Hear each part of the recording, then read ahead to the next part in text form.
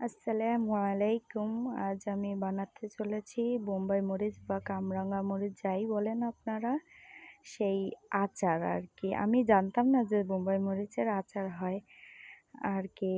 আমি তারপর একজনের মুখে শোনার পরেই আমি বানানোর চেষ্টা করলাম।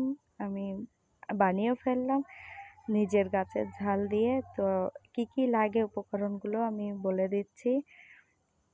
প্রথমে গোটাখানিক কতগুলো টাটকা বোম্বাই মরিচ বা কামরাঙ্গা ঝাল আপনারা যাই বলেন তাই সেগুলো নিয়ে নেবেন।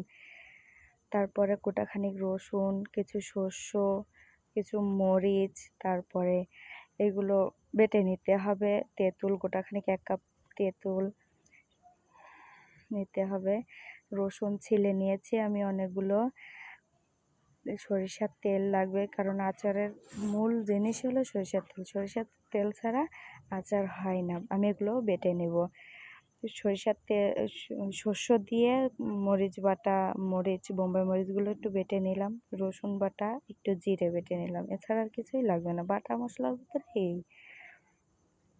লাগবে। প্রথমে আমি এখন কড়াইটা দিয়ে দেবো, তেল দিয়ে দিলাম। দিয়ে 3টা মরিচ আমি ভেজে নেব আর কি। এটা শুকনো মরিচ ভেজে নেব, কারণ এটা দরকার। মানে 4টা দিয়েছি, সরি। এবার ভেজে নেব। ভেজে যখন একটু লাল লাল হয়ে যাবে তখন আমি একটু বেশি করে তেল দিয়ে দেবো, সরিষার তেল আর কি। আর এই আচারটা বানাতে হবে একদম আস্তে জালে, ডিম জাল দিয়ে। গ্যাসের চুলার যে আঁচটা একটু লোতে করে দিতে হবে, কারণ এটা আচার জোরে, মানে আগুন জোরে দেওয়া থাকলে আর কি আচারটা পুড়ে যাওয়ার সম্ভাবনা থাকবে। আমি 5 ফোড়ন দিয়ে দিলাম তেলে। 5 ফোড়নটা একটু ভেজে নেব আমি। ভেজে এখন এবং বাটা মশলাগুলো দিয়ে দেব। দিয়ে নাড়াচাড়া করে মশলাটা ভালো করে ভেজে নেব, একদম লো জালে, আস্তে জালে ভেজে নেব আমি আচার মশলাগুলো ভাজা হয়ে গেলে দেখবেন না গেজা, যেই সরিষার তেলে যে ফেনাটা ওঠে, ফেনাটা কমে যাবে। এবার 1 কাপ তেঁতুল দিয়ে দেবো। তেঁতুলটা ঝাঁকাচ্ছিলাম, পড়ছিল না আমার, পরে হাত দিয়েই আর কি দিলাম। যেহেতু পড়ছিল না, হাত দিয়ে উঠিয়ে দিলাম। দিয়ে এবার তেঁতুলটা নাড়াচাড়া করে নেব। তেঁতুলটা একদম পুরো গলে যাবে, মশলার সাথে মিশে যাবে। কিছুক্ষণ নাড়াচাড়া করে নেব। মশলাটা ভাজা হয়ে যাবে, তেঁতুলটাও একদম গলে যাবে, আপনারা দেখতে পাচ্ছেন। নেই আর কি। দিয়ে এবার আমি চিনি দিয়ে দেবো আর কি। চিনি পরিমাণ মতো, যে ঝাল তো চিনি না হলেই হয়। তাও আমার এবার একটু আচারে, আমি আগে একবারও করেছিলাম হালকা চিনি দিয়েছিলাম, এবার একটু এই আচারটা একটু চিনি বেশি হয়ে গেছে। তো এটা ভাজা ভাজা হয়ে গেলে দেখেন কি সুন্দর কালার হয়ে গেছে। এখন লবণ দিয়ে দেবো স্বাদ মতো, সামান্য পরিমাণ যতটুকু দরকার আর কি সেরকম লবণ দিয়ে নেব। দেখেন একটু সামান্য একটু হলুদ, কারণ কালারটা সুন্দর দেখার জন্য হলুদটা প্রয়োজন।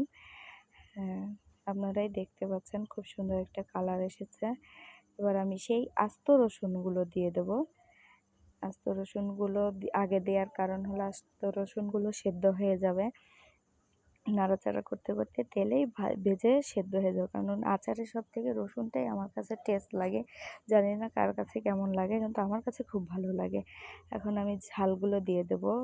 রসুনটা ভাজা হয়ে গেছে, মরিচগুলো দিয়ে দেবো। বোম্বাই মরিচগুলো, এগুলো আমার গাছেরই মরিচ, অনেক হয়েছিল, খাইছি। তারপর এখন কি করবো এত মরিচ, তাই এবার ভাবলাম দেখি আচার বানাই রাখি। বেশি করে আচার বানিয়ে রাখলাম। এবার এটা নাড়াচাড়া করবো। ভিনেগার দিয়ে দেবো পরিমাণ মতো, 1 কাপের মতো ভিনেগার দিয়ে দেবো। কারণ ভিনেগার দিলে আচারটা অনেক দিন ধরে সংরক্ষণ রাখা যায়। আর কারণ আপনি ভিনেগার দিবেন, ভিনেগারে আচারটা অনেক দিন রাখা যাবে, আপনার সূর্যের তাপও দেওয়া লাগবে না। একটু মানে এই আচারটা মূলত লাগে, ঢেকে দিলাম। দিয়ে এবার দেখবো আমরা, এই আচারটা মূলত আপনার মুড়ি মাখায় খাওয়ার জন্য, খিচুড়ির সাথে। শুধু তেলটা, যখন কোনো ভর্তা খাওয়ার জন্য তেলটা খুব দরকার। আর খুব স্বাদও লাগে। দেখেন আমার আচারটা কি সুন্দর কালার এসেছে, আমি ঢেকে দিয়েছিলাম। ঝালগুলো সিদ্ধ হয়ে এসেছে। খুব সুন্দর কালার এসেছে, আমার কাছে খুব ভালো লেগেছে। আমি প্রথমে সামান্য একটু বানিয়ে খেয়েছিলাম, রসুনটাও হয়ে গেছিলো, রসুনটা খুব মোলাম হয়ে গেছে। কারণ আমি একবার বানায় খেয়েছিলাম, অল্প একটু বানাইছিলাম, বেশি না, যে খেয়ে দেখছিলাম কেমন হয়। তো যদি আমার, হ্যাঁ কি সুন্দর কালার হয়ে গেছে, আমার ঝালগুলোও সেদ্ধ হয়ে গেছে, খুব সুন্দর হয়েছে। আপনারাই দেখতে পাচ্ছেন, যদি আপনাদের খেতে মন চায় আপনারা বানিয়ে খেয়েন, নাহলে আমাদের বাসায় এসেন, আমি খাওয়াই দেবো আপনাদের। এই যে আমার আচারের ফাইনাল লুক। আমার চ্যানেলটা একটু সাবস্ক্রাইব করে দিয়েন আপনারা, লাইক শেয়ার কমেন্ট করে দিন। আল্লাহ হাফেজ।